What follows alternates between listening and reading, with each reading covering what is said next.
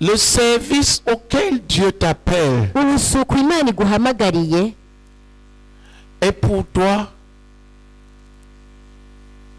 le sacrifice que tu dois donner pour ton élévation. kubwawe ni kimaze utegerezwa gutanga kugira ngo ushigwe hejuru.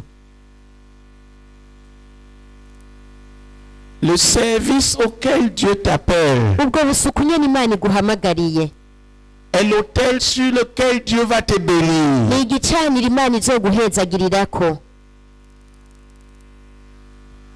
Est le sacrifice sur la base duquel Dieu va te bénir. ni ikimazi Imana izohagararako kugira ngo iguhezagire. C'est-à-dire le domaine où Dieu t'appelle à servir les enfants de Dieu. ni ukuvuga ngo igisata Imana iguhamagariyemwo gusukurira abana bayo Est l'autel sur lequel, le point sur lequel Dieu va libérer sa bénédiction pour toi, sur toi, servir son peuple. kugira ngo bikunde usukurire ubwoko bwayo. Si tu traites ça à la légère, ivyo niwe bifata uvyanjanjwako, c'est ton propre bien que tu prends à la légère. ni ineza yawe bwite uzoba uri kuranjanjwako. Il dit, Imana ivuga ngo cherchez premièrement le royaume et la justice de Dieu. ngo nimwitwararike ubwa mbere ukugororoka n'ubwami Nous bw'Imana. pouvons le traduire en langage simple en disant, turashobora kubivuga mu buryo bworoshe tukavuga tuti servez d'abord le royaume de Dieu. mukorere ubwami bw'Imana imbere ya vyose, Et toutes ces choses hanyuma ivyo bindi vyose vous seront données par-dessus. muzovyongerwa.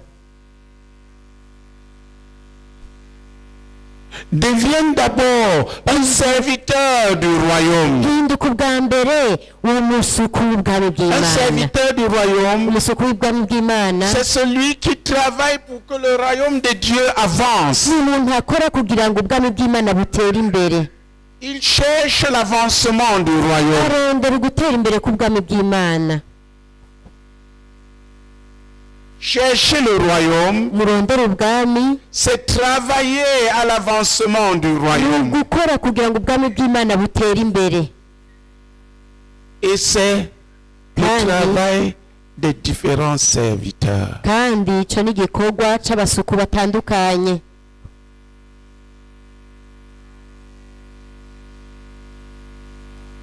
Le service que Dieu t'a confié, ubwo busuku nyene Imana yakujeje c'est là où se trouve ta bénédiction, ton élévation naho hasanzwe hari umugisha wawe kuduzwa kwawe mu matérielle. buryo bugaragara mu Fais-le bintu. avec négligence. ubikoze uvyanjanjwamwo C'est ton élévation que tu traites avec uba uri négligence. kuwanjanjwa ku kuduzwa kwawe Fais-le de n'ukugwa tout ton hejuru. cœur ariko ubikoze n'umutima wawe wose et tu connaîtras Jéhovah Jireh. uzoheza umenye Yehova Yire.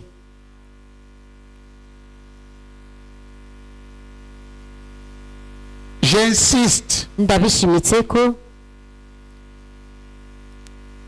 Dieu engage les gens à son service, Imana au service de yinjiza son abantu peuple, mu kuyikorera no mu gukorera ubwoko bwayo pour pouvoir les bénir, kugira ngo bikunde ibahezagire, afin qu'ils aient tout ce qu'il faut kugira ngo baronke ibintu byose baba pour bakeneye, mieux servir son peuple. kugira ngo bikunde basukurire neza ubwami ubwoko bw'Imana.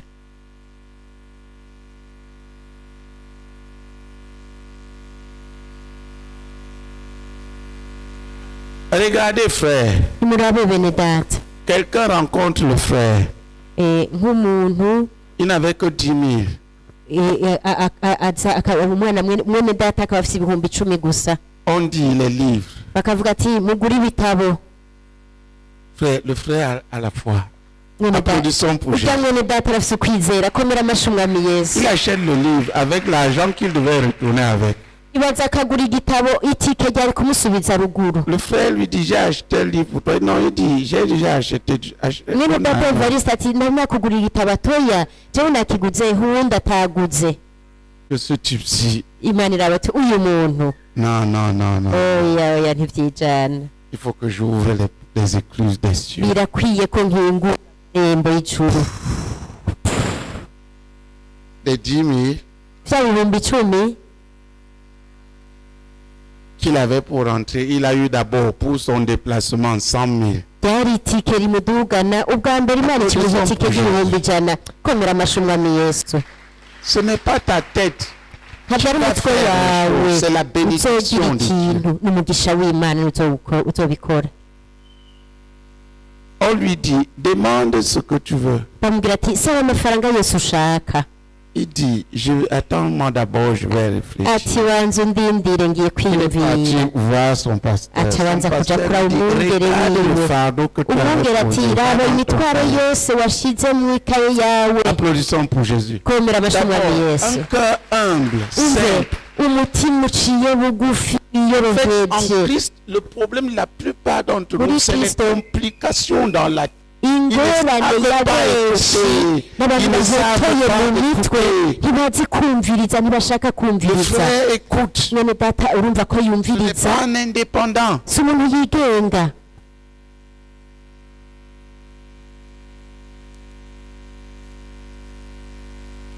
Frère, il a fait juste ce que ibyo yakoze gusa son pasteur a dit. Et ce que son yakoze ibyo pasteur a dit, umwungere c'est we le Saint-Esprit qui yamubwiye lui disait. kandi ibyo umwungere we yamubwiye Seul le Saint-Esprit pouvait connaître qu'il a mis un fardeau devant Dieu. niwe w'Imana wenyine washobora kumenya yuko afise umutwaro yari yarashize mu ikaye Il est asengera. parti, il a vu qu'il avait aragenda mu demandé ikaye 2 500. asanga yari yasavye 2,500,000. On a ajouté là-dessus. Ça, c'est... Applaudissons pour Jésus. bakomera amashyi umwami Yesu. Ça, c'est notre Dieu. iyo ni Imana yacu. Puis là, les choses ont changé. uhereye aho ibintu vyaciye bihinduka. C'est vrai nivyo kandi n'ivy'ukuri que si tu es pauvre, ko nimba uri umukene c'est que tu n'es pas de ce groupe. ni uko utari uno mugwi. Il n'y a pas de pauvres en Jésus. nta bakene babaho muri Yesu. Il y a ceux qui font les pauvres. hariho Ceux abantu qui se font eux-mêmes pauvres. bigira bo nyene abakene Parce qu'ils n'ont pas cru ce que Jésus a dit. kuko bataba bizeye ivyo Yesu avuga. Qui sait pourquoi je dis qu'il n'y a pas de pauvres en nimba Jésus? zino n'igituma mvuze ko ata bakene bariho Chaque muri personne uno en mugwi. Jésus est umwe appelée wese muri à Yesu être riche. yahamagariwe kuba Selon le umutunzi domaine dans lequel il est appelé. bivanye n'igisata Jésus. aba yahamagariwemo na Yesu. Les choses sont censées nous suivre. ibintu bisanzwe ari ibintu bitegerezwa kumukurikira. C'est nos mentalités de non-croyants. ni On ivyiyumviro même quand on est en Christ. by'abizeye ukaheza ukagaburira muri Kristo. Alléluia. Amen. Pourquoi je dis kubera ko imvuze Pourquoi je dis kubera ko imvuze qu'il n'y a a priori pas de pauvres en Christ? Quand tu es en Christ, considère-toi comme riche. ko mbere na mbere atamukene abaho muri Kristo. Parce winjiye muri que tu Kristo es gusa être riche dans le menya domaine kuba dans lequel Dieu umukristo t'a appelé. kuko uteza kuba umukristo muri ico gisata Yesu yaguhamagariyemwo. Pourquoi je dis ça? kubera ko imbega nabivuze uko. Souvenez-vous, Jacques, mwibuke muri Yakobo, c'est Jacques 2, muri Yakobo 2 il dit que handitse ngo il nous a appelés pour que des pauvres que nous étions, nous soyons riches uko twari dans la foi. bakene tuba abatunzi mu kwizera. C'est Jacques, ni muri Yakobo Jacques 2, 5. 2 umurongo wa 5 nimusome. Si tu es engagé à la pauvreté, c'est que tu n'as pas encore cru. waramaramaje kuguma mu bukene nuko utarizera. Dieu ne nous appelle pas à la pauvreté. Imana ntiduhamagarira ubukene. Chaque personne qui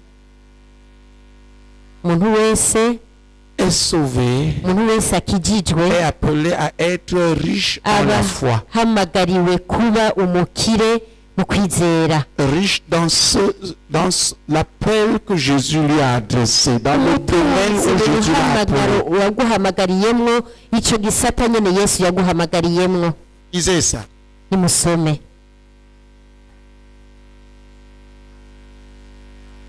Frère, vous êtes des soldats. Élève Élise. hagira uhaguruka aze gusoma Jacques 2,5. Yakobo 2 umurongo ugira 5. Quelqu'un lit en Kirundi. Mwasome mu Kirundi, undi asome mu Gifaransa, undi asome mu Giswahili. Batatu kandi munyaruka. Yakobo 2 ku murongo wa 5 handitswe ngo nimwumve bene data nkunda. Il n'y a pas quelqu'un de Swahili ici. C'est toi? Oui. Nimwumve bene data nkunda. Mbega Imana ntiyatoranije aboro b'isi kuba batunzi mu kwizera no kuragwa ubwami yasezeraniye abayikunda. Amen. Attends, ne parle pas encore, vas-y. Écoute mes Ouvrez la Bible. Jacques 2,5. Pendant qu'on lit. Oui. écoute mes frères bien-aimés. Écoutez. Écoutez mes frères bien-aimés. Dieu n'a-t-il pas choisi les pauvres aux yeux du monde pour qu'ils soient riches à la foi et héritiers du royaume?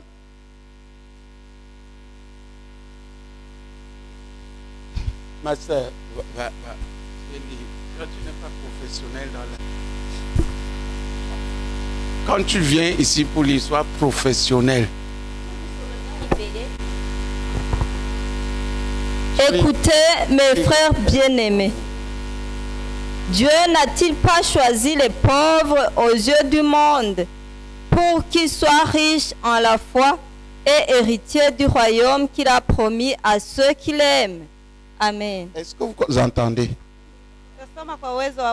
Dieu nous a choisis pour un but. Attends. Dieu nous a choisis pour un but. Le but est que tu sois riche dans ta foi, dans ce que tu as cru, que tu sois héritier du royaume. Voilà l'aboutissement. Il n'y a pas de pauvreté dedans. Ton appel est l'appel à la richesse selon le domaine où Dieu t'a appelé à servir dans la foi. Et la finalité, c'est que tu hérites du royaume. En Swahili. Tasoma kwa uwezo wa Bwana. Yakobo 2 mstari wa 5. Ndugu zangu wapenzi, sikilizeni. Je, Mungu hakuwachagua maskini wa dunia wawe matajiri wa imani na walisi wa ufalme aliowaahidi awapendao? Amina. Amen. Dis encore.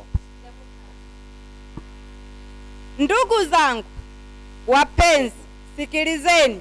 Je, Mungu hakuwachagua maskini wa dunia wawe matajiri wa imani na walisi wa ufalme aliowaahidi awapendao? Amen. Tu es d'où?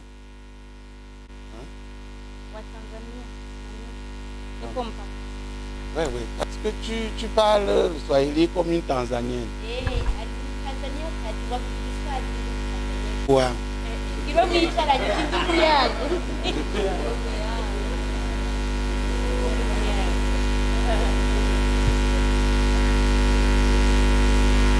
Frère, est-ce que vous entendez cette bonne nouvelle? C'est ça l'évangile.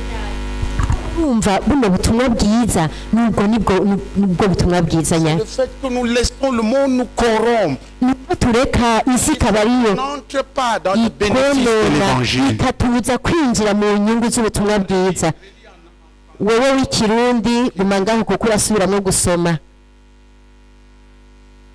Relis.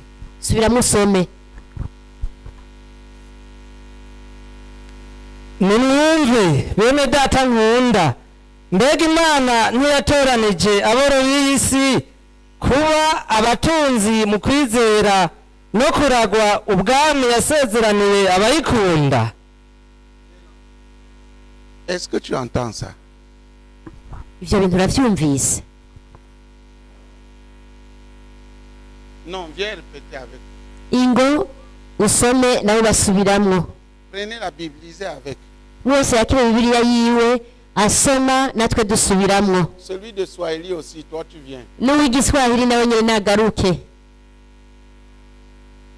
Vas-y. Turasubiramo. Nimwumve bene data nkunda, mbega Imana ntiyatoranije aboro b'ivy'isi kuba abatunzi mu kwizera no kuragwa ubwami yasezeraniye abayikunda.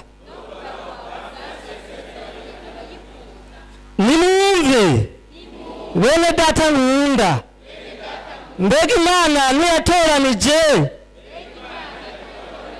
aboro b'ivy'isi kuba abatunzi mu kwizera no kuragwa ubwami yasezeraniye abayikunda. Amen. En Swahili. Sikia.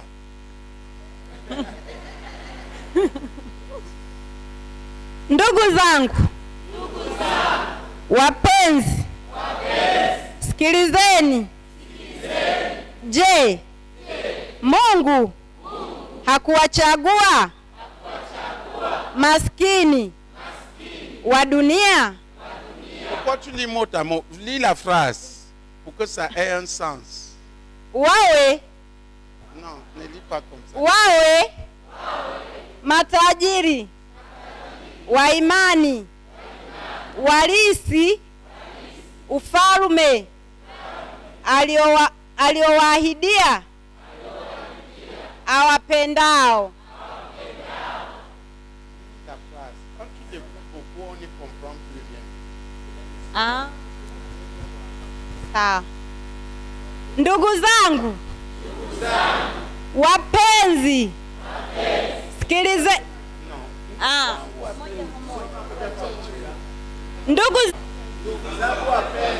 Ndugu zangu wapenzi, sikilizeni jinsi Mungu alivyowachagua maskini wa dunia. Acha nikusaidie. Bwana asifiwe. Acha nami nimsaidie. Ndugu zangu wapenzi, sikilizeni. Je, Mungu hakuwachagua maskini wa dunia hii ili wawe matajiri wa imani, warithi wa ufalme wa imani, wa urithi ufalme aliowahidia wampendao.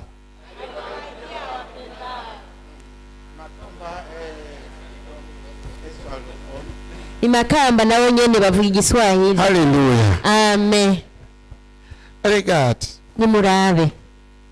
Ne sois pas sourd et aveugle. Pa canke ngo ube impumyi. Dans une marche normale Mu kugenda mu buryo busanzwe avec Christ, ugendana na Kristo, nous sommes appelés à être enrichis twahamagariwe kuba abatunzi pour pouvoir mieux servir. kugira ngo bikunde dusukure neza tworohewe.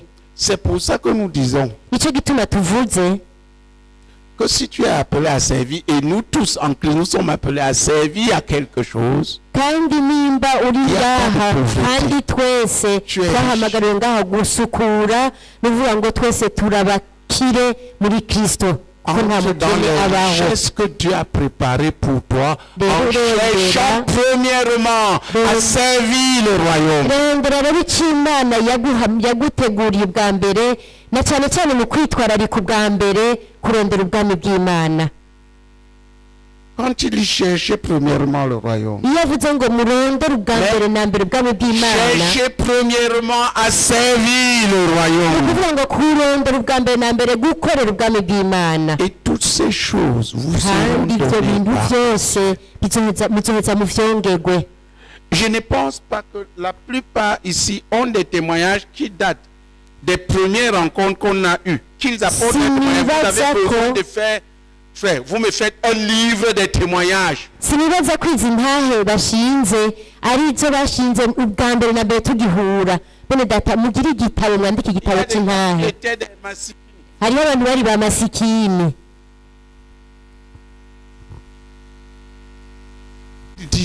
Donc ils ont suivi ces babivuge enseignements. bati Elle, là, turiko qui venait de turakurikira traduire. niyo yahejeje gufasha uwundi gusobanura. Quand je l'ai rencontré, Igihe twahura nawe warashobora kwiyuha iryosozi,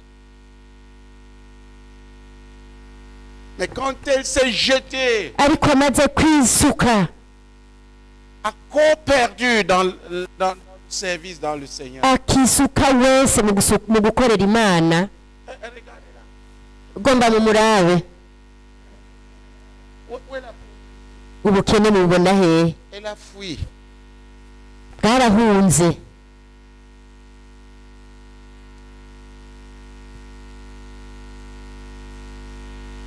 Dis à ton voisin, Kiriwe mwicaranye frère, cherche uti mwene premièrement data à servir l'avancement du roi. kirarondera ubwa mbere na mbere gukorera ugutera imbere ubwami bw'Imana. Cherche pas premièrement tes propres choses. Utireka gutangura kurondera Cherche ubwa mbere na mbere premièrement à ibyawe. avancer le royaume selon ubwa mbere ton na mbere appel. À rondera guteza servir imbere le ubwami royaume. bw'Imana mu gisata cyawe no gukorera ubwami bw'Imana. Et toutes ces choses te seront données par-dessus. Ivyo bindi vyose uzovyongerwa. Le service. Ubusuku, Servir le peuple de Dieu. gusukurira ubwoko bw'Imana Selon le domaine où Dieu t'a appelé. uhagaze mu gisata cyawe Imana yaguhamagariyemwo, Est le moyen niko karyo d'entrer dans les richesses divines. ko kwinjira mu matungo y'Imana, D'amener les choses que Dieu a préparées pour toi à te suivre. kuzana ibintu Imana byose yaguteguriye kugira navyo bigukurikire.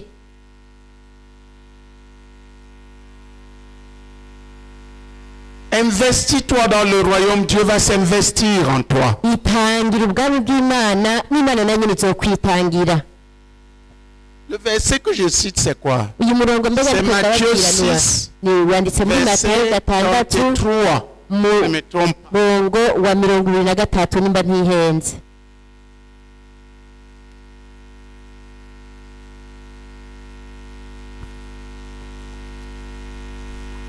Cherche le royaume.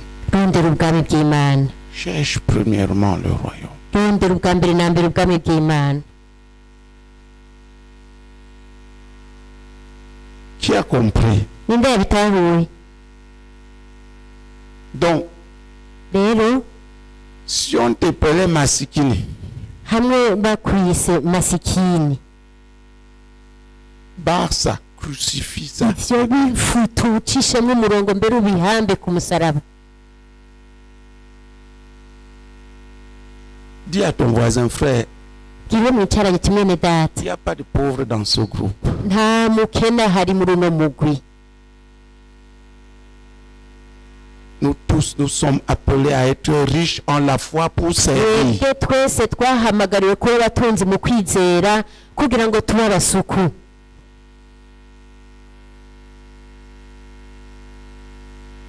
Chacun selon le domaine de son service. Umwe wese bijanye n'igisata c'umuhamagaro wo gusukuriramwo. Je vous ai dit Narababwiye qu'il y a trois grandes voies ko hari à inzira travers lesquelles zitatu nini Dieu nini rencontre les saints. Trois Imana grands hôtels. icamwo ibicaniro bitatu binini binini ivy'Imana Dieu rencontre les saints icamwo kugira ngo ihure n'abera, pour répondre à leurs besoins. kugira ngo ibarose ivyo bakeneye vyose. Le premier hôtel, Igicaniro ca mbere l'autel de la sanctification. ni igicaniro cyo kwezwa. À travers la repentance, biciye mu kwihana Dieu console les saints. Imana irirura abera. C'est-à-dire, il détruit tout ce ni que ukuvuga le ngo diable usangangura avait ikintu posé cyose dans ta vie pour umugwanzi yari yarashyize t'emprisonner. mu buzima bwawe kugira ngo akugire imbehe kandi akugire ubusa.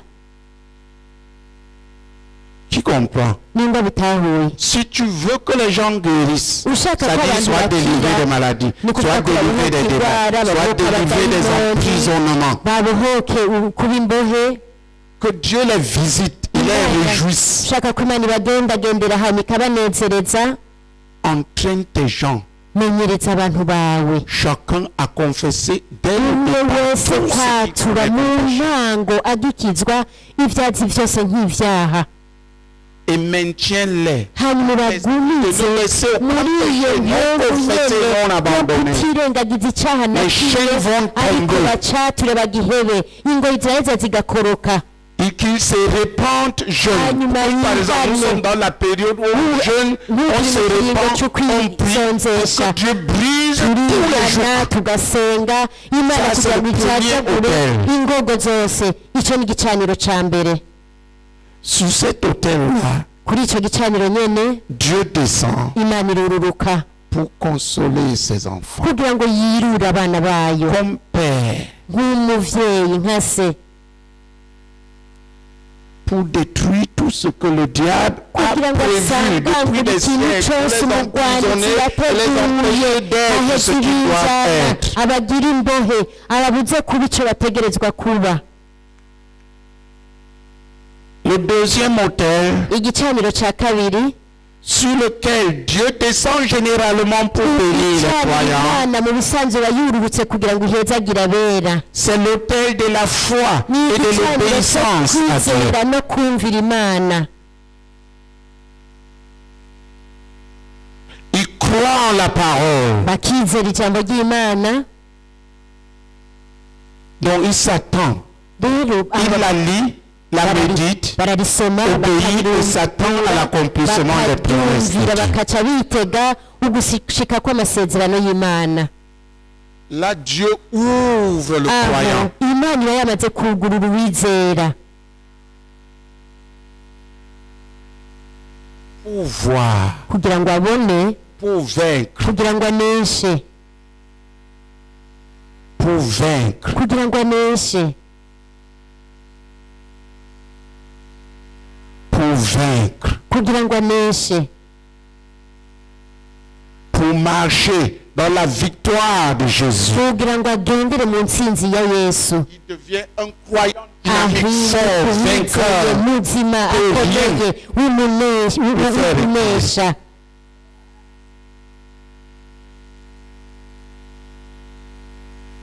Un croyant avec qui Dieu lui-même marche. uwizeye agendera Voilà la n'Imana, bénédiction. niwe niwe mugisha. Un croyant qui plaît à Dieu. uwizeye ahimbara Imana, Un croyant qui accomplit la volonté de Dieu. uwizeye Et ubugombe qui bw'Imana, satisfait le cœur de hanyuma Dieu. agahimbara umutima w'Imana, Tel que Dieu est avec lui. ku buryo Imana igumana nawe. Il y a un troisième autel. hariho n'igicaniro kigira gatatu, L'autel de service. igicaniro cy'ubusuku.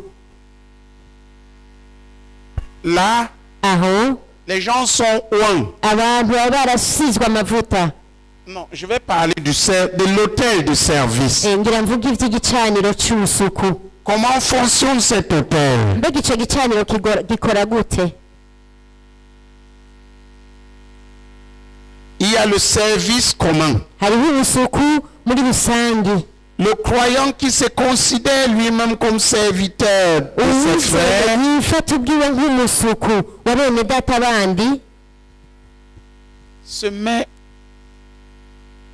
au service d'un dirigeant. aca atangura gusukurira J'ai umurongozi. enseigné sur l'amour là-dessus. ejo narigifite urukundo ku bw'ibyo, ninde yakurikiranye izo nyigisho? Voilà la disposition nico nico kibanza pour être béni. wobamwo kugira ngo uhezagirwe. Chacun de ces points que je vous ai donnés kimwe muri ivyo bintu nguma ndabaha a une bénédiction spécifique. kiba gifise umugisha cisangije kanuni. Parlons du service reka tuvuge rero ivy'ubusuku des hommes.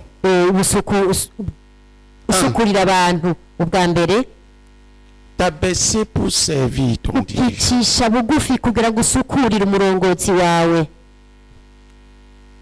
Qu'est-ce que ça te donne? mbega ivyo bikuzanira iki? Et vous avez écouté le frère.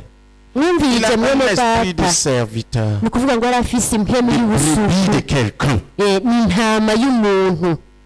Plusieurs d'entre nous ici ont un abenshi point ngaha mortel. bafise Ils n'écoutent personne. ikintu cobica kutumviriza umuntu n'umwe. Et c'est comme ça que les choses deviennent dures. nuko niko ibintu bica bibagumira. Voilà ce que tu dois réintroduire dans ta vie. nivyo nitutegereza gusubira kwinjiza gushasha mu buzima bwawe. Te faire connaître.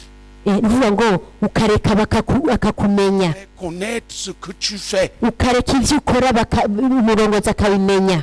À moins que tu considères kireka ko wafata ko ton dirigeant direct comme un voleur qui va te piller tes choses. kiretse ufasha ko umurongozi wawe akurongoye ko yoba ari nk'umwambuzi ahava gutwara ivyawe. Pour que vous atteigniez un niveau et que vous mainteniez. kugira mugere ku rugero kandi muhagume. aha ndiko mbwira mwebwe aba bantu bose reka umurongozi abamenye.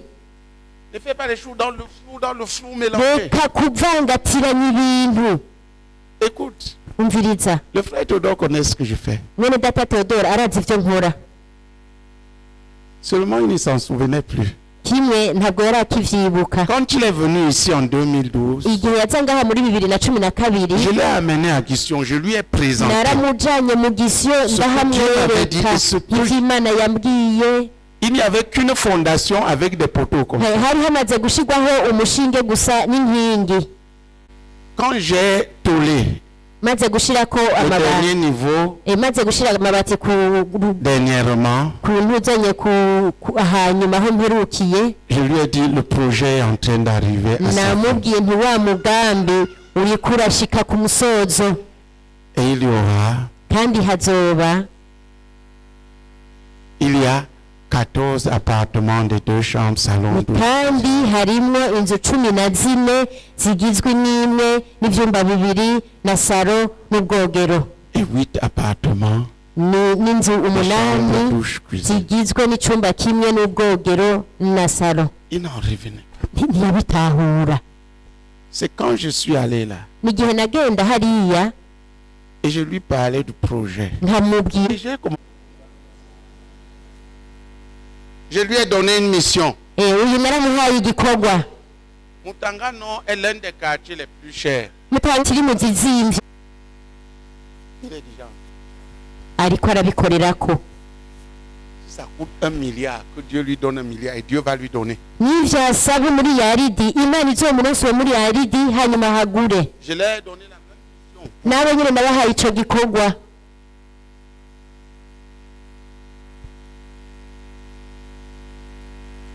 Parce que frère, nous kuko bene data ibibanza bitanyiganyizwa vyamaho muri quartier yose, quel que soit ce qui se passe, les 5 peuples. ivyo habera byose abera bakahakoranira.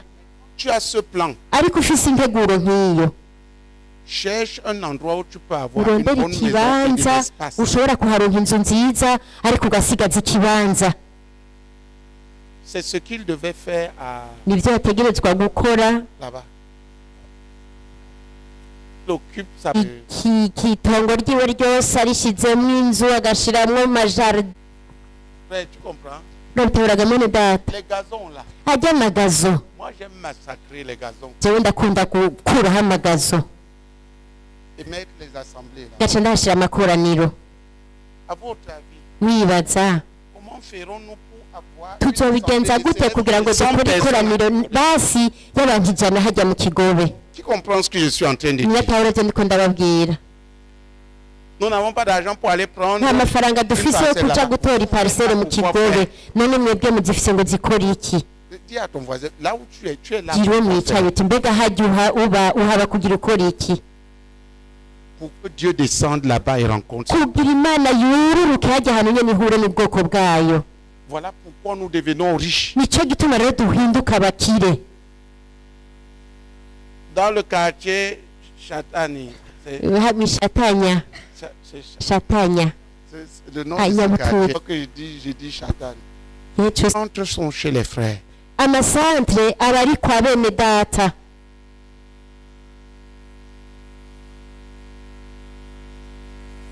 On a un truc en vue, on a déjà mis en prière.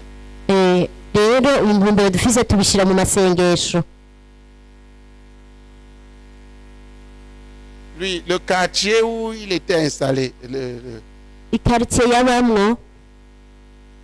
seulement il nous a donné la parcelle là-bas.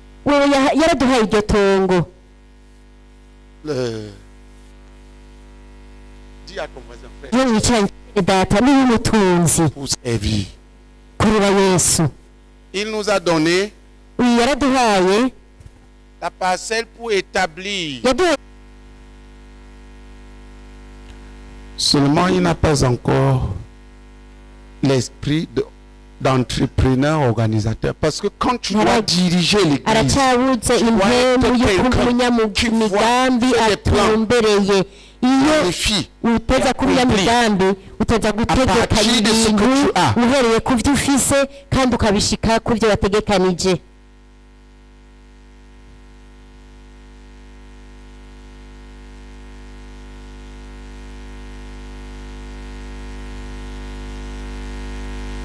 Dis à ton voisin, frère, pas de pauvres parmi nous là. Nous sommes riches, appelés à être riches en la foi. Nous sommes appelés à être riches en la foi. Renonce à la pauvreté. Frère, vous avez écouté le frère ici. Il est en train de planifier quoi? L'achat d'une parcelle, c'est ça? Pour l'église. Avant qu'il vienne ici l'année dernière, c'était un mukene. Avec 10 000 francs dans la poche pour rentrer à Gitega.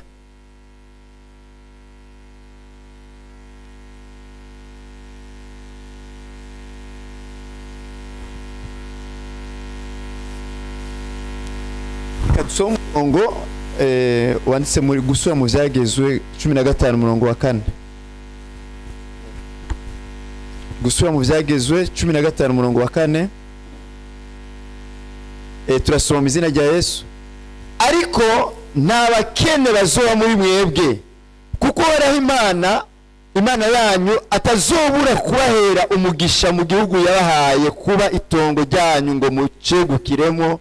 Amen. Ekasubiremo w'igifaransa naze en français. Ariko n'abakili ma sœur en swahili. Viens dire. Oui, ariko ntabakene bazoba muri mwebwe kuko waraho Imana yanyu atazobura kubahera umugisha mu gihugu yabahaye kuba itongo ryanyu ngo mucegukire. Amen. Toutefois, il n'y aura point d'indigents chez toi, car l'Éternel te bénira dans le pays que l'Éternel ton Dieu te fera posséder en héritage. Amen. Amen. Dans le service que Dieu te donne, dans l'appel que Dieu nous a donné, il n'y aura pas de pauvres parmi ceux qui y sont engagés. Oui. Notez ces versets et prenez-les pour vous-même. Oui. Lakini hawatakuwepo maskini kwenu, kwa kuwa Bwana atawabarikia kweli katika nchi akupayo Bwana Mungu wako, uimiriki iwe ulisi wako. Encore en Swahili. Lis encore en Swahili. Lakini hawatakuwepo maskini kwenu, kwa kuwa Bwana amewabarikia kweli katika nchi awapayo Bwana Mungu wako, umiriki iwe ulisi wako.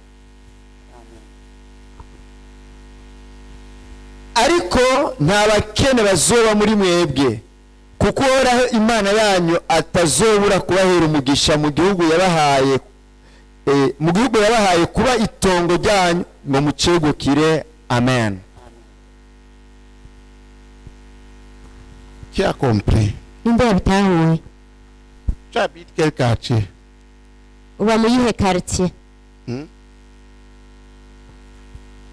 Il y a l'église là-bas. Hari ishengero.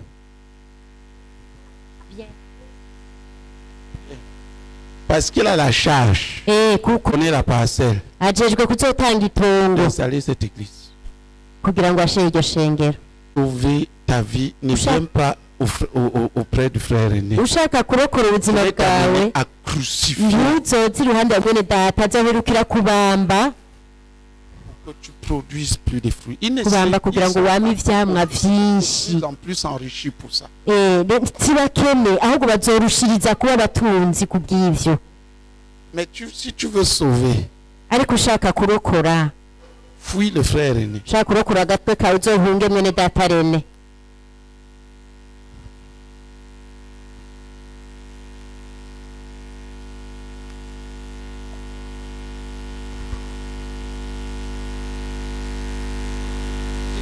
Je n'ai pas fini avec toi.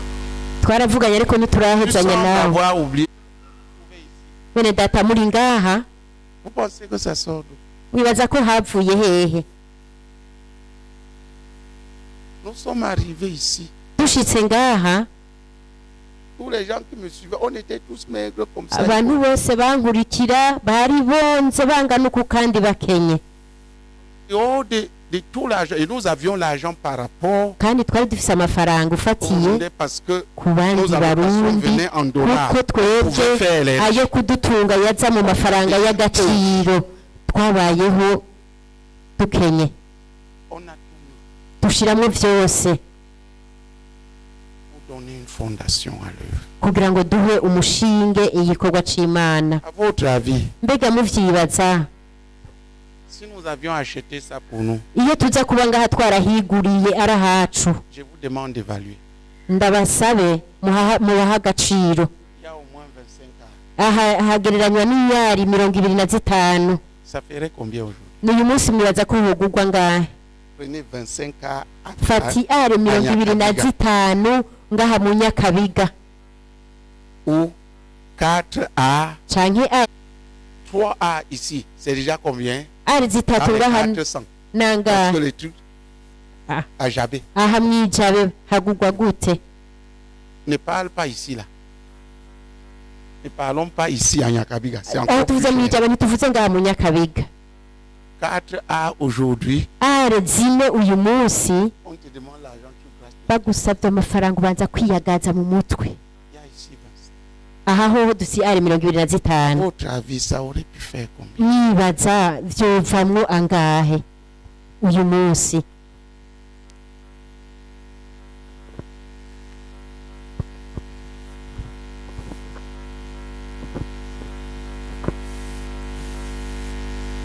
Qui comprend? J'ai fait ça pour vous donner un exemple. Nous n'avions rien. Rien de rien. Nta na kimwe mu vyumve nta naco twari dufise muri ino Imana yaremye nta na kimwe twari dufise twebwe twiganza.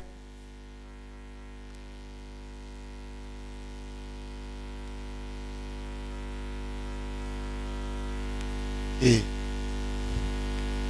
ça c'est l'entrée dans la richesse de Dieu. Uko ni kwinjira mu butunzi bw'Imana, kwinjira mu matungo y'Imana. Tu sacrifies pour ton appel. Tu sacrifies comme serviteur du royaume, serviteur du peuple de Dieu.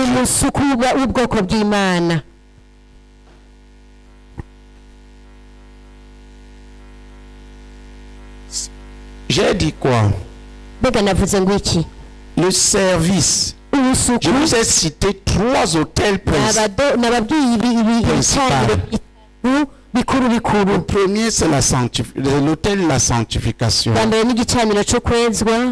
L'autre, c'est l'hôtel de la foi et de l'obéissance à Christ. Et le troisième, c'est l'hôtel du service. Bien, je vais vous montrer par exemple. Quand tu sers ton dirigeant, et tu l'honores, tu entres dans quoi? Matthieu 5. Je crois le verset 4. Quand tu te soumets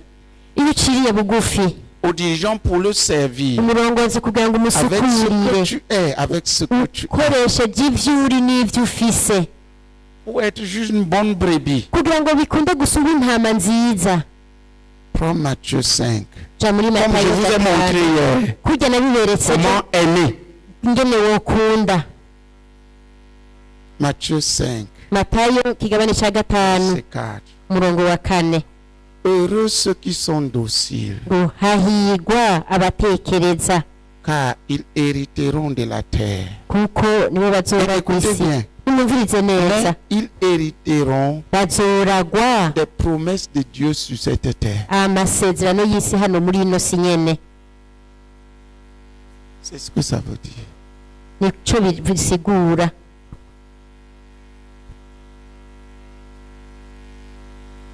Voilà une des bénédictions consécutives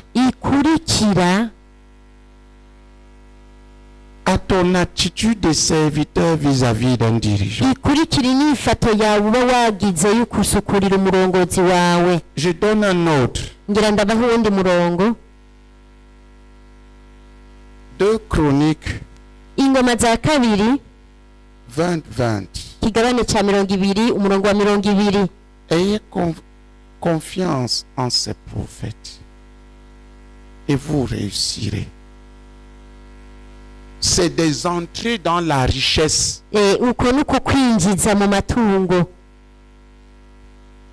Des entrées dans la richesse.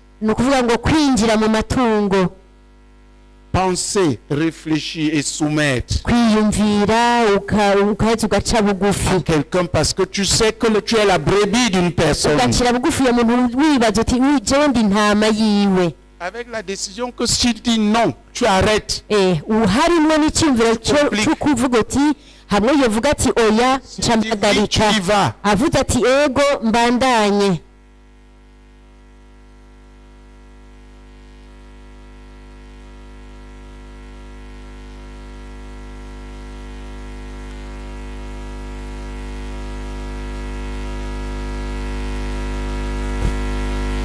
Qui a compris? Qui a compris?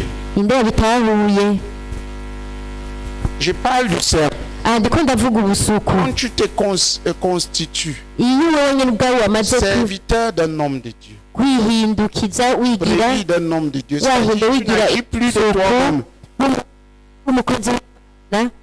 Voilà la bénédiction.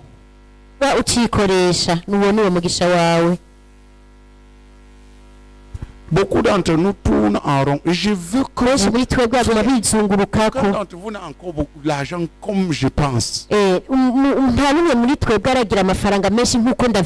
D'abord, je veux commencer à voir tous ces gens qui sont autour de moi là. Je veux commencer à voir je vois lui à quel niveau vous vous trouvez.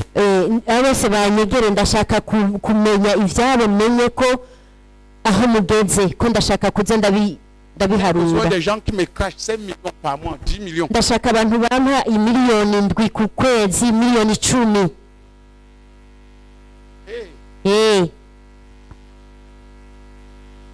Vous me montrez, je vois. mukabinyereka nkabibona Ça me permet de voir. nanjye bishobotsa Ça me permet de voir comment vous êtes en train d'avancer. kubona ingene muri kumuratera imbere n'ingene nanjye nubahanura.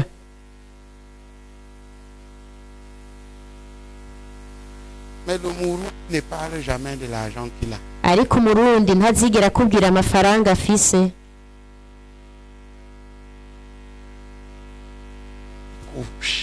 aranyegeza agahisha. Tu n'es plus Murundi. erega we ntukiri umurundi. À ton voisin, tu iyo mwicaranye tuwe ntukiri umurundi.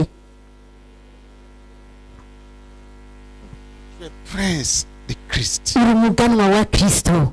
Entre dans la richesse de Christ. injira rero mu butunzi bwa kristo. Arrêtons ces habitudes ancestrales. tuhagarike izo nyifato za kera zashaje.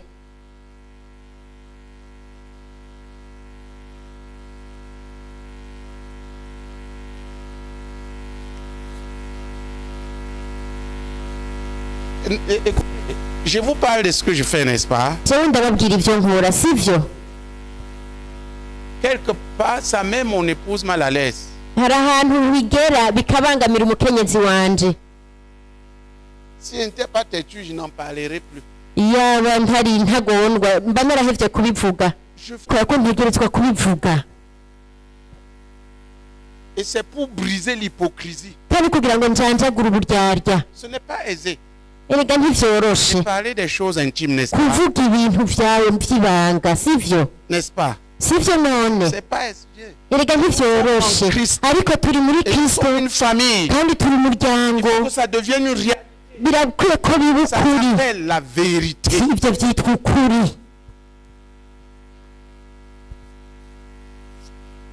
Je dis maintenant que je connais les finances de Moïse et ça. hamwe wumbaza uti mbe urazi ubutunzi bwa moyize n'umugore wiwe. C'est dans un flou général. biri muri rusangi. wumbaze ko uzi ubutunzi bwa gido byose ni muri rusangi. ni ibintu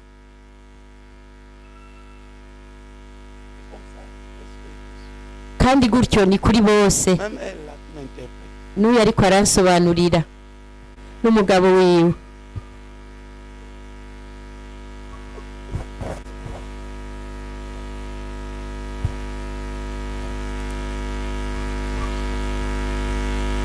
Alléluia. amen. Voilà le premier point. nicyo nicyo cya mbere. Sois enfant de quelqu'un pour n'umwana honorer, wa pour kanaka servir kugira ngo bikunde umwubahe Christ. hanyuma umusukurire muri kristo. Voilà ton point de bénédiction. Honore-le, naho respecte-le. niho hahagaze Rends compte. umugisha wawe. Suis. nubahe hanyuma umuhe icyegeranyo hamukurikire.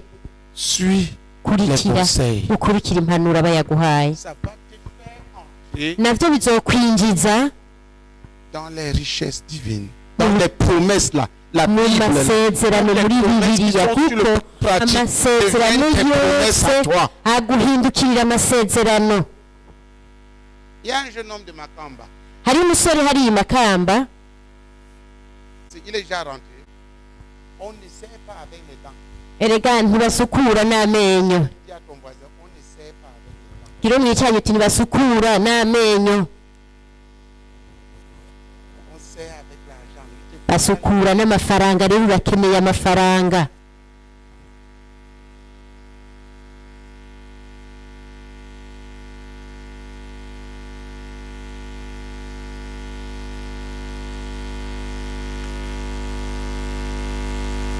Je vous donne les entrées spirituelles. aha ndiko ndabaha De faire des personnes, imiryango yo mu buryo bw'impemu ibafasha kwinjira des mu bénédictions gisata c'umugisha financières, sociales et w'amafaranga matérielles. canke mu kibano canke mu bintu.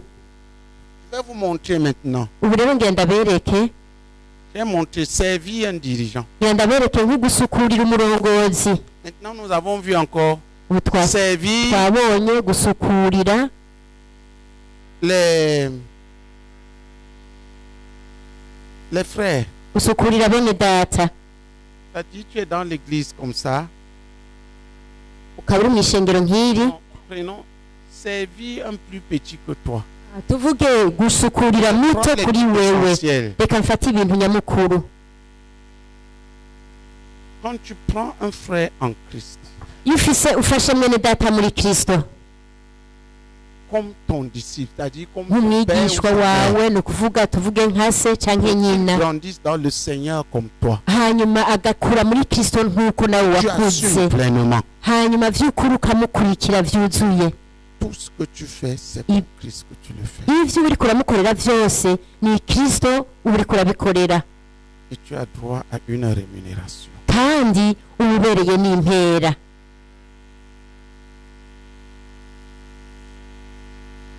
Ce que vous faites pour l'un de ces plus petits, uvyo muzokorera umwe wese muri bato ni jewe ubwanje muza muriko murabikorera. et il dit que Kandi handitse ngo il n'y a personne qui va faire ces choses nta muntu n'umwe atazokora ivyo vyose abikorera umwe muri abo bato et qui manquera d'être rémunéré. atazogira impera.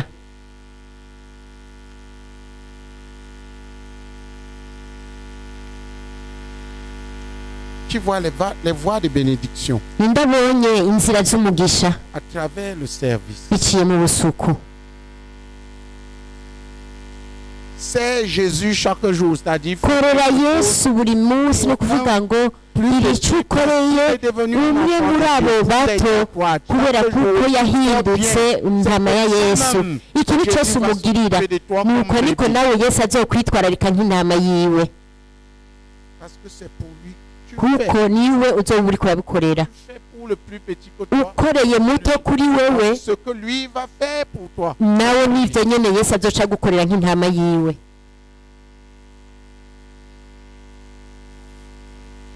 Nuko niko binjira mu mugisha. Dis à ton voisin, Gira uwo mwicaranye montre-moi ton enfant dans utinyereka umwana wawe mu mwami, que tu es en train de bâtir. uwo nyene uri kurubaka, Qui est personnel, une affaire personnelle. kandi ari rwawe, ari nk'ikintu kikuraba kikuraje ishinga, atari umuntu wifuza kubera afise amafaranga kandi yamaguha ifi ngo urye.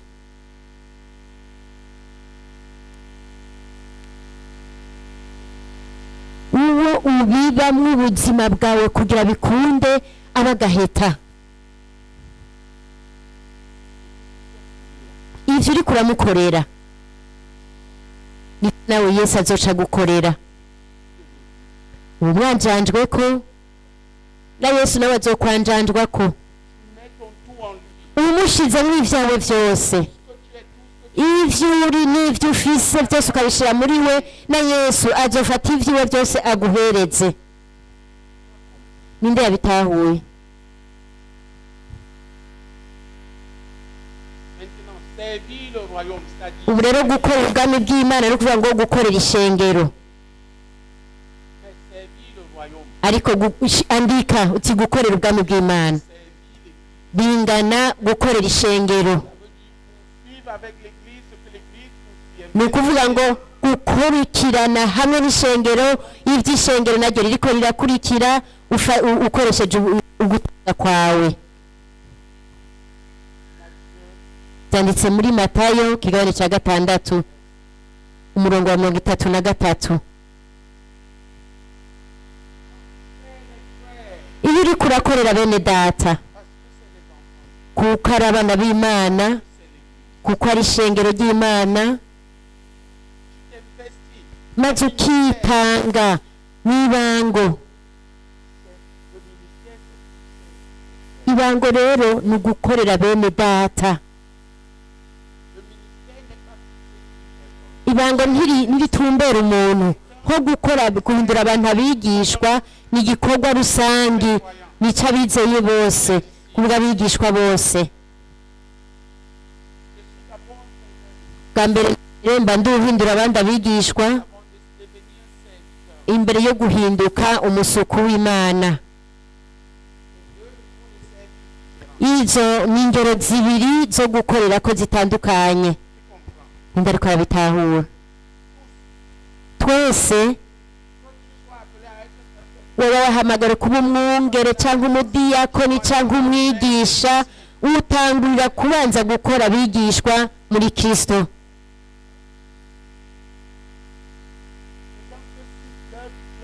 abantu bishitse bakarira urirana nabo banezerewe mukanezeranwa kuko muba muriko mukorera hamwe ni ukuvuga ngo murafatanye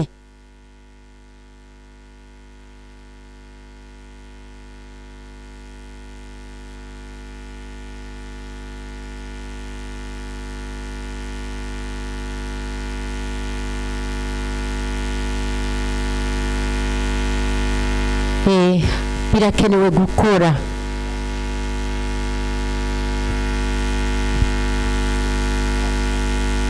ubutunzi bukuza ko biciye mu gikorwa uriko urakora ubusuku ni igicaniro Imana itungishiriza ko abera mu buryo bw'ibintu mu butunzi bw'amafaranga mu kibano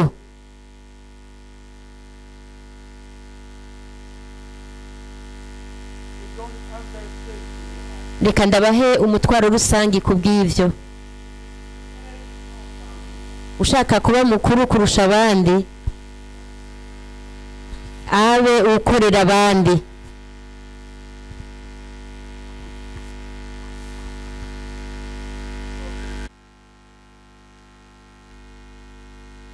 Le peuple d'Israël, ubwoko bwa Isirayeli après avoir refusé de pénétrer à Canaan, kwinjira i Kanani comme Dieu lui avait promis et commandé, burya Imana yari yabibasezeraniye yabibategetse Dieu leur dit, retournez au désert. Imana yabwira ngo subira mu bugaragwa Pendant 40 ans, imyaka 40 yose irahera ils marchaient bagendagenda autour d'une seule montagne. bagendagenda bazunguruka umusozi umwe gusa Et ils croyaient qu'ils étaient en train d'avancer. bakibaza ngo bariko baratera intambwe baja imbere Frère, les croyants séduits abizeye bahenzwe croient qu'ils sont très spirituels. bibaza ngo n'abanyempemu rwose Le seul problème, ikibazo kimwe ils ne regardent pas les fruits. zibaraba ivyamwa iyo baraba ivyamwa bobona bati twarapfuye Il rêve.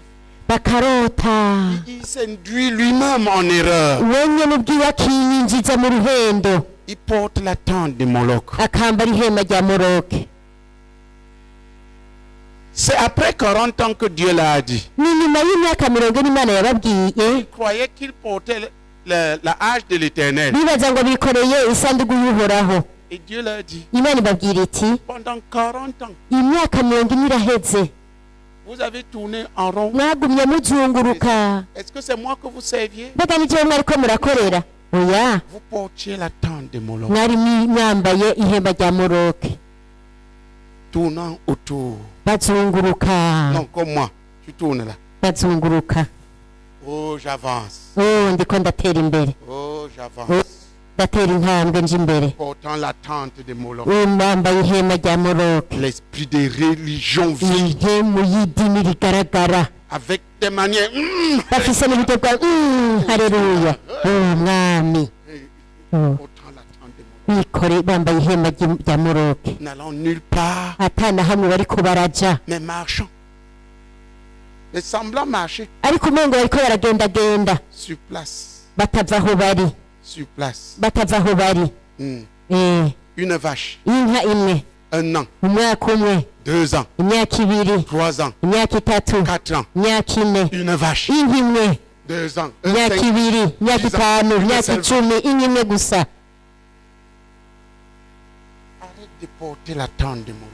hagarika kwambara iryo hema rya Moroke Ton frère, arrête de porter la tente de Moloch. iyo mwicare gusa hagarika kwambara ihema rya Moroke Religieux sans but, sans objectif. kuva mu idini atahangiro Dis là à ton voisin, ibyo mwicaranye arrête de porter la tente de Moloch. hagarika kwambara ihema rya Moroke Chose que nulle part, sans aucun but. bya bindi nyene ataho bishikana atantumbero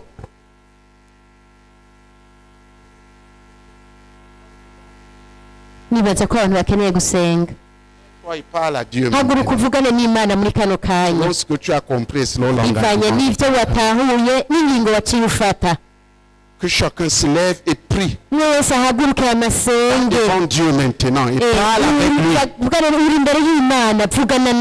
Arrête une vie inutile. Ne mène pas dans les promesses de Dieu. Dans les accomplissements divins. Prions.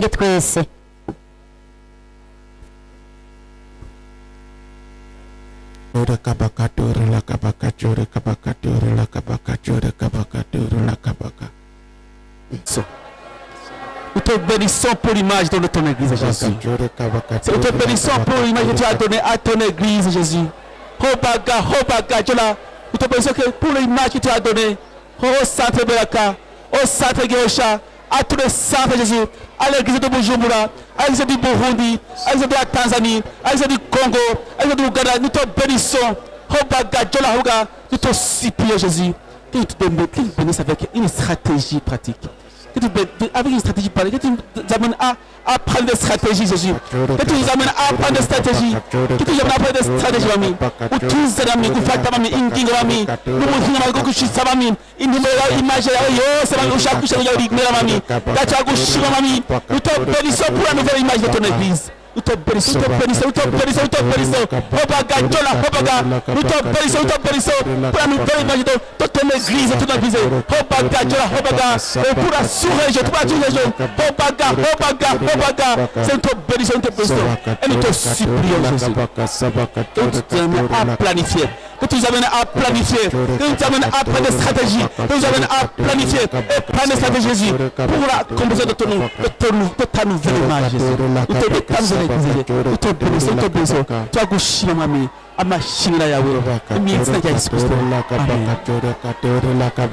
On compris, tu viens. Ushaka gusenga nuze irongera mukama mbase mukama mbase kubo mutari gukora abo mukama bwaruhanga mbase ukubaho kwaje mu nsomo kubokoro abo mukama bwaruhanga tato mu izina Yesu nakwesegereza mukama reka mbase kubo mutari kuhereza akwereza kanisa akwereza umwembezi wanje ndumbeho abo mukama bwiguru mbeho abo mukama bwaruhanga tato mu izina rya Yesu Kristo nakwesegereza mukama tarongendere mukama ukomorore ya stanwere bikundetera gumana inyetorora hamwe mukama umbase mbase kutemba stependizo mukama mbase kureka gumana inyetorora mbase kutera stependizo mukama nakwesegereza mukama reka mbase kutera step muringo go mwoyo mbase kutera step muringo gwa finance mbase kutera step mukama nakwesegereza tato muruji mukama omwizina Yesu Kristo ugendera mukama mbase kurugo mu idara rya hanse mbase kutemba mukama ntembya mukama nakwesegereza tato murujo mu izina rya Yesu Kristo amen. Ta bénédiction est dans ton appel. Utumugisha wawe uri mu muhamagaro wawe ntabwo uri mu kirere.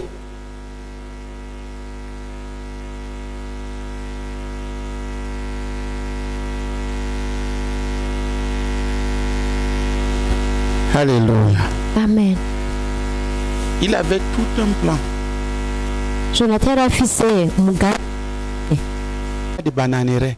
Nk'ihegitari zitanu z'ibitoki. À votre avis, je vais produire combien de tonnes de bananes par an?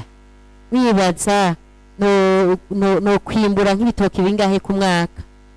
Et la bananerie, ça produit toujours. Kandi umenye ko igitoki kiguma cama. Il n'y a pas une saison où ça ne produit pas. Nta gihe na kimwe igitoki kitama. Pourvu que tu le traites bien.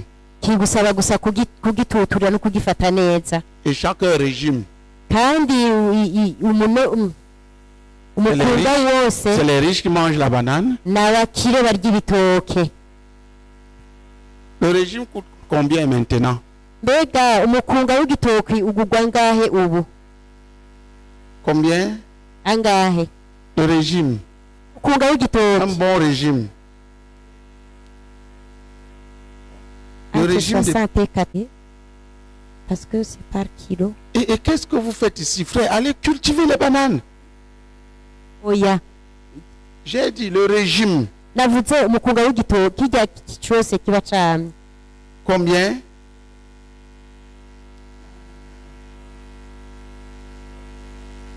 Et qu'est-ce qu'on fait ici là? Demande à ton voisin, tu fais quoi ici?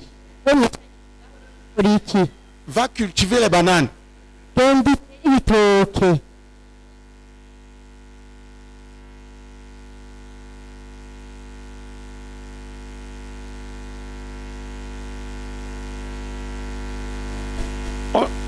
maintenant, c'est par kilo qu'on vend. ubu basigaye bakigurisha ku biro. Écoute, ce qui m'a stoppé là-dessus, c'est que si je prends moi seul 10 hectares, Icampagaritse nuko jewe ubwanje ndimye jenyene ihagitari 10, il va rester combien d'hectares pour les autres bourreaux? abandi baba basigaranye hegitari zingahe? Le pays est petit. Igihugu ni gito cane.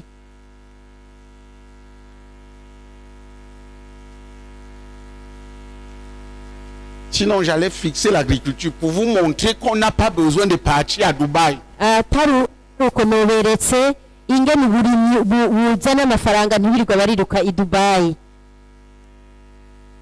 Je prends ça, Ari zitanu je me concentre. jewe nkavyiboherako Dans 2 ou 3 ans, ça arrive à ma vie. imyaka 2 canke 3 bikera C'est fini. bikaba birarangiye. Chaque jour, les bananes sont Musi ku musi bitoke plantes bisohoka telles que chaque jour, ndabitera ku buryo ku musi je sors au moins un dinar de bananes. nkuzuza nk'idina y'ibitoke.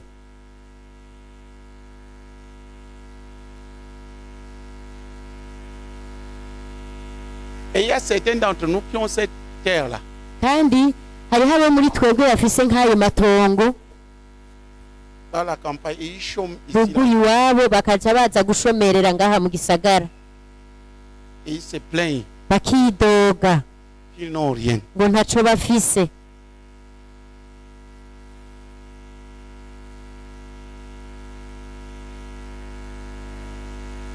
Je suis en train d'inspirer qui? Ninde yumva ndiko ndaterera icyumviro?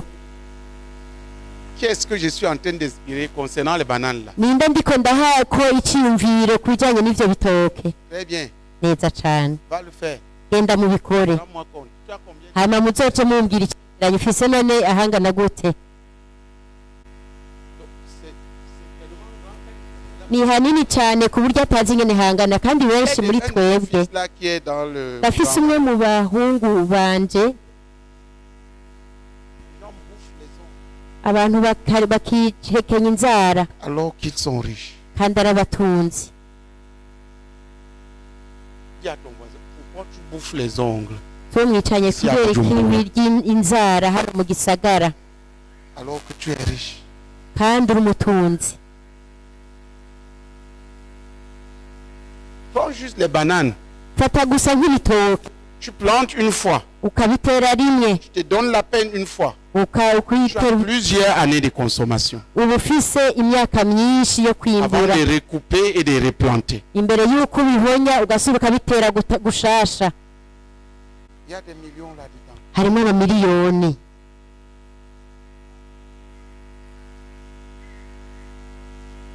Prends 5 hectares.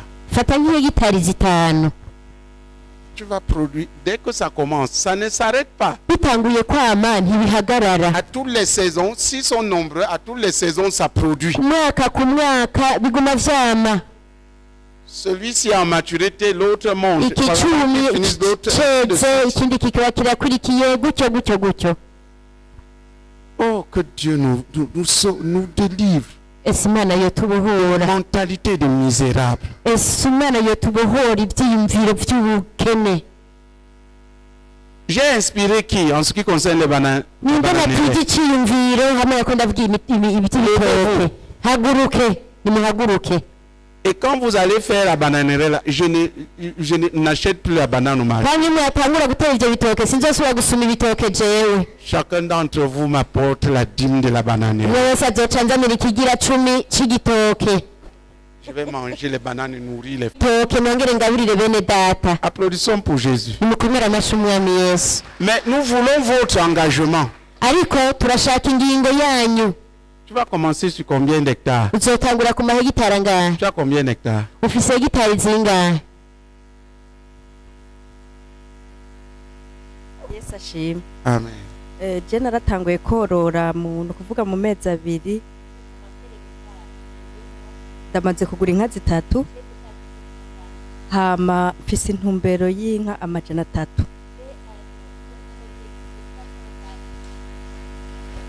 Elle est dans la vache, ça c'est déjà hyper suffisant. Mais tu peux le faire avec ça, si tu as de l'espace. Parce que ça va engraisser. Tu entends? Très bien. rero uvutse iyo ntumbero y'ibitoki sishaka kuzogurisha umwavu nahora niyumvira ingene noca nagura mugabo itongo ntegerezwa kurigura mfise intumbero yo kugura itongo hama nkaca ntangura rero gukora uwo mugambi nahora niyumvira ko norima ibindi mugabo nciye ndonka intumbero.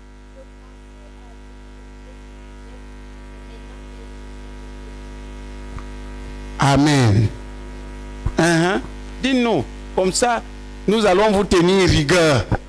bitubarire kuko Il t'a inspiré quoi? wewe nagutije icyumviro nyabaki Il t'a inspiré quoi? umwami yabikuganirije ko gute? Dis à ton voisin, c'est pratique. Ici, on est dans les cours pratiques.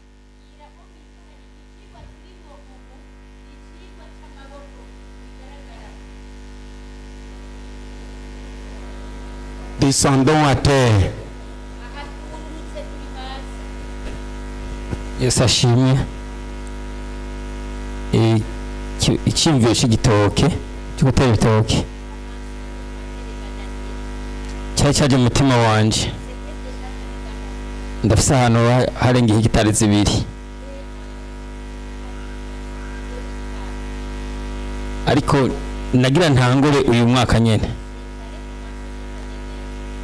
ariko ncyangira ubwoba bwo gutangura kubera ibinkikuje mu vyumviro.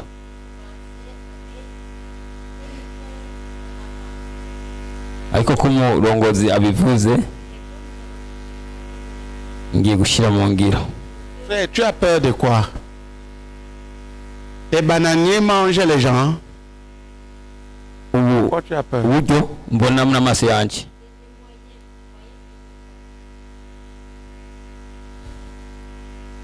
Même si tu ne peux pas planter le tout en même temps, plante et progresse. Plante et progresse. Amen. Amen. Oui. Évidemment, au départ, mu ntango niko biri ça va te demander un fonds. bizogusaba umutahe. Quand tu veux faire 2 hectares, 5 ushaka hectares, même, gutera nk'hegitari 2-5 et tu dois avoir quelqu'un qui veille. kandi ukaronka n'umuntu abicunga nimba atari huba. Oui. Yesu ashimwe. Amen. Bisanzwe by'ibitoke imbere yuko nza ngaha amayinga abiri imbere yuko nza. Plus dans l'Antiquité. Ntitukiri mu gihe cya kera Il fallait chercher une hache et aho aller arracher twasaba un petit bananier et aller le replanter. ishoka ukabanza kuja kurandura ingundu y'igitoke hanyuma ukaja kwitera ahandi. Et tu dis tout ça. Ivyo vyose uzovyige. C'est simple. Biroroshe. C'est très simple. Biroroshe cyane. Tu prends le bananier là. Ufata ya ngundu y'igitoke. Tu traites. Ukayikora. Le bas là. Hajya munsi. On conditionne. Ukahategura. Ukoresheje ibintu bimwe bimwe. Qui enrichissent. biyigaburira ugashyiramo ivu ugashyiramo mu gaplastike haheze iminsi kica kiguha igitoke. Vous comprenez? Muriko murabitahura? Genre de bananier là. Mu bwoko bw'ibitoke. Avant d'atteindre cet âge, ça produit déjà. Imbere gushikira imyaka kanaka kiba cyamaze kwama. Applaudissons pour Jésus. Nimukomera amashi Yesu. Il faut étudier ça. Il faut que les frères. Bashaka kuvyiga birakwiye ko bene data baguka. Si tu veux planter comme ton ancêtre, ushaka gutera nka sogokuruza wawe uzotora 10. Mais si tu dois faire ariko nimba wokora 1000, wotera igihumbi. où est-ce que tu prendras les boutures? None wumva imivyaro uzoyikura hehe? Qui comprend? Ninda bitahura.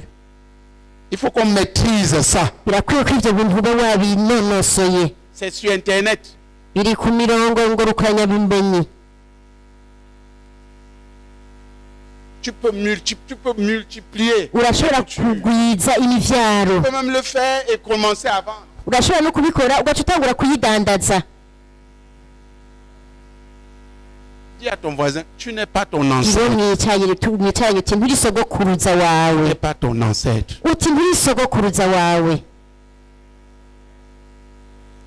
On est en tugeze 2025. muri 2025 Tu vas en 2025. turi muri 2025 ubumenyi bwaragwiriye. Yesu asimwe. Amen. Amen. Nasima Ruhanga Munonga. Abwo musomo ndashimira Imana cyane ogutubugabugina namo umuryo gumwanya.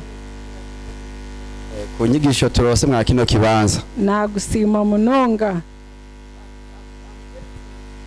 Ndashima cyane kubwiza inyigisho. Ekinayegamo Munonga no kwereza Ruhanga. Cyo nize cyane ni gukorera umwami. Nkatandika nyine kanisa yo munju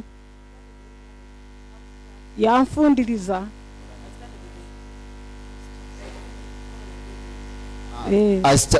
natanguye ikoraniro ryo mu nzu natandika turi kushaba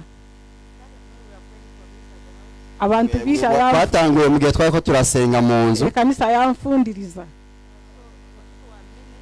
abantu bari benshi nagira ati shomere nka aho kushomera habura. Natandika nari mfise umfasha twaragisengeye. Natandika kutere kigombe twaragiye tugira igroupe hama dutangura kwegeranya amafaranga. sete nkamninzi ho mu bitoki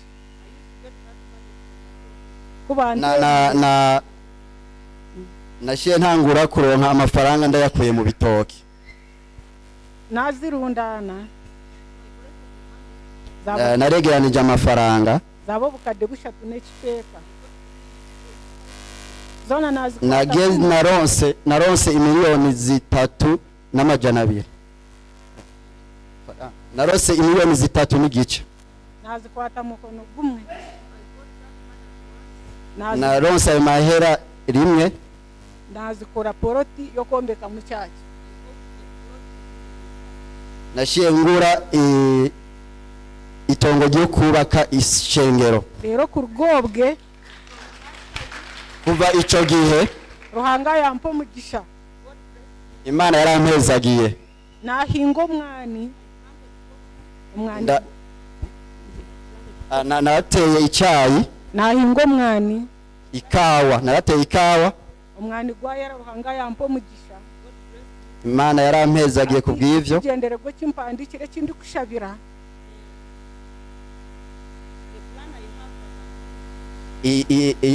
Umugambi mfise ndiko ndasengera nye umwako guri kwija umwaka uza ecyetengo cyanje ivyo nkeneye mu mwaka uza ati nyine mani go gukora no kore sinkifise ingufu zo gukora ubu nkoresha ubwenge mukama nkwase ndashaka Imana imfashe ngure tipa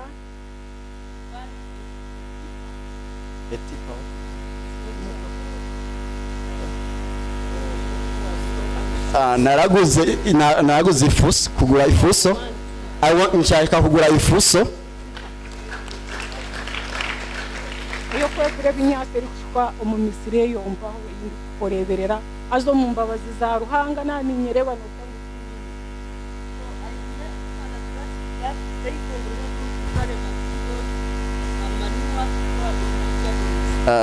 ndi serious yuko iyo modoka izomfasha gutwara ibintu bizomfasha mu ico gikorwa. Ngero ni sima Ruhanga Munonga bwe mbabazi za Ruhanga. Ndashima Imana cyane kubw'ivyo. Ndashima cyane kubw'ico kibanza. Ndashima cyane kubw'uwo muhezagiro.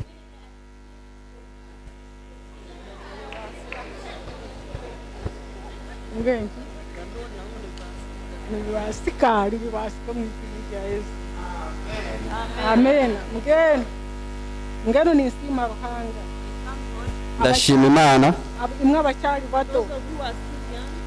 mwebwe mukiri bato abinamani mugifise inguvu ako kwiruka mwiruka ari ruhanga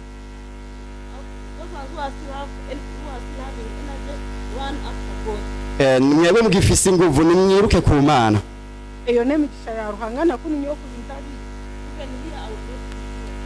no kuba ndi ngaha sinari kuba ndi ngaha kubera imbasa transport kubera nari kuba ndiko ndi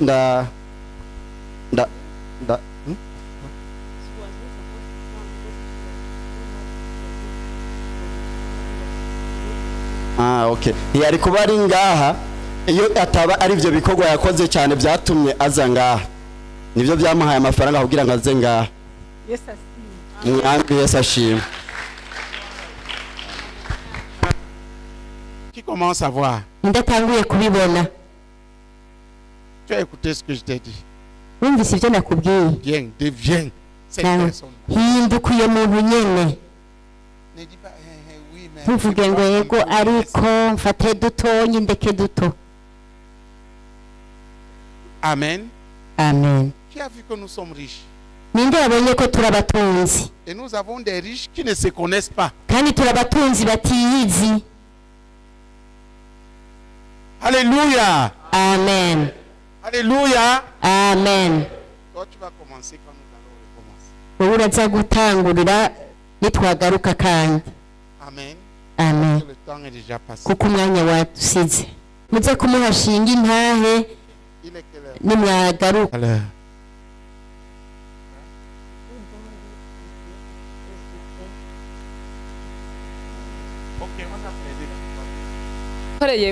Muri Tanzania. Les jours où je travaillais en Tanzanie, j'y ai reçu 2 fruits spirituellement. 2 enfants. Et c'est-à-dire celui que vous venez de voir et son papa. La fille là qui a témoigné avec son papa.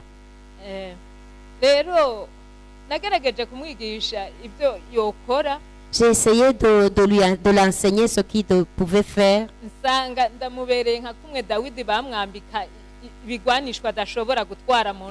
Et c'est comme si j'étais comme David, qu'on faisait porter des armes qu'il ne pouvait pas supporter. Amen.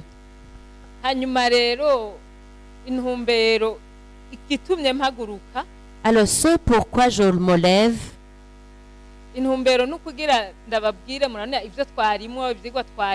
c'est pour vous dire, prise en considération des enseignements en cours, des gens qui ont les terrains où ils peuvent cultiver.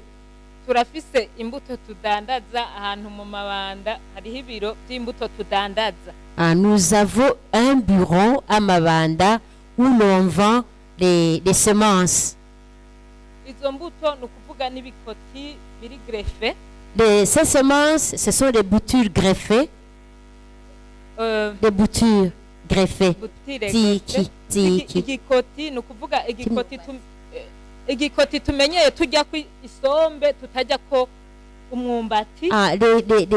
boutures de manioc qui ne portent pas les manioc, mais que l'on mange seulement les feuilles. Il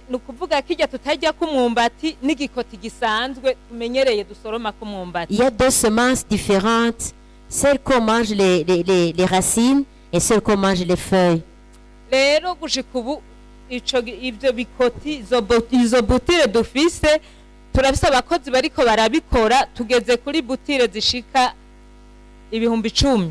On a déjà juste un personnel qui est occupé à ça. Nous sommes au niveau de 10 000 boutures. À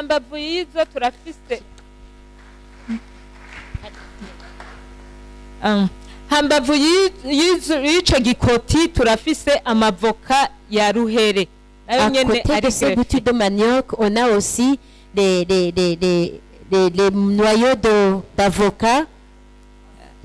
La race ruhere. Tukagira n'ibitoke no kuvuga byo mu minsi irenganye bya kera. On a aussi les bananiers,